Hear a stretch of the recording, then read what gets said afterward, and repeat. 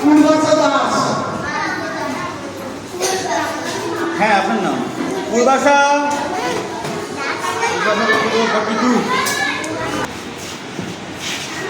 Admit কার্ডগুলো নিয়ে পরীক্ষা হলে আসতে হবে, পরীক্ষা হলে আসতে হবে।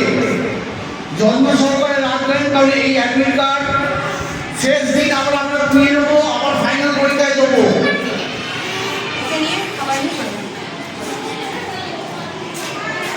সুরভি মণ্ডল, সুরভি মণ্ডল।